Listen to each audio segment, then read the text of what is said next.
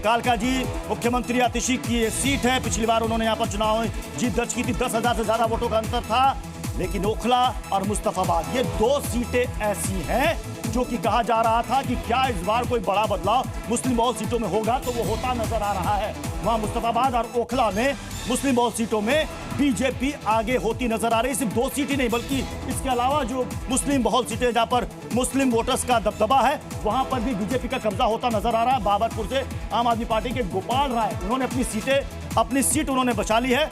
गोपाल राय जो शुरुआती रुझान में वो आगे चल रहे हैं। लेकिन सबसे बड़ी खबर यह है कि कालका जी हो, ग्रेटर कैलाश हो, जंगपुरा हो, इन सीटों के जो इस वक्त रुझान आ रहे हैं वो आम आदमी पार्टी के लिए बहुत अच्छे संकेत नहीं कहा जा सकते। लेकिन अरविंद केजरीवाल ने शुरुआती पिछड़ने के बाद उन्होंने बढ़त जरूर बना ली है नई दिल्ली सीट से। लेकिन जो मुख्यमंत्री हैं, वर्तमान मुख्यमंत्री आतिशी, वो अपनी सीट से पिछड़ रही है।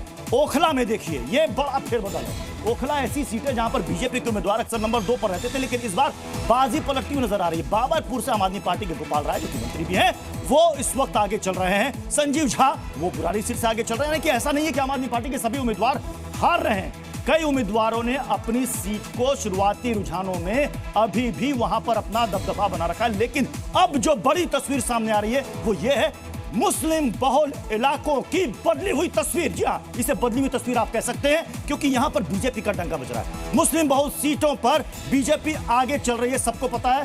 12 से 13% दिल्ली में मुस्लिम वोटर्स हैं और अगर आप देखेंगे संख्या के लिहाज से तो लगभग 10 सीटें ऐसी हैं जो सीधे सीधे वहां पर मुस्लिम वोटर असर रखते हैं और यहां पर बीजेपी का आगे निकल रहा है। ये देखिए, बल्ली महाराज सीट से बीजेपी आगे, शकूर बस्ती से बीजेपी आगे चल रही है, तुगलकाबाद सीट से बीजेपी आगे चल रही है। तमाम मुस्लिम बहुल सीटें हैं। मुस्तफाबाद सबसे ज्यादा चर्चा में रहने वाली सीट इस बार के चुनाव में, वहां से भी बीजेपी आगे बढ़ रही है। ओखला की सीट से भी बीजेपी आगे बढ़ रही है। ये तमाम मुस्लिम बहुल सीटें हैं जहां पर यह बड़ा बदलाव आखिर कैसे हुआ, ये विश्लेषण का सबसे बड़ा मुद्दा बनेगा। क्योंकि इन तमाम सीटों में एआईएमआईएम ने अपने उम्मीदवार प्रत्याशी नहीं उतारे थे। जो बार बार विपक्ष आरोप लगाता है कि एआईएमआईएम अक्सर बीजेपी की बी टीम के तौर पर काम करती है, लेकिन सिर्फ मुस्तफाबाद और ओखला को छोड़कर तो बाकी सीटों पर आखिर बीजेपी ऐसा कमाल क्यों कर रही है, यह भी एक राजनीतिक चर्चा का विषय बनेगा।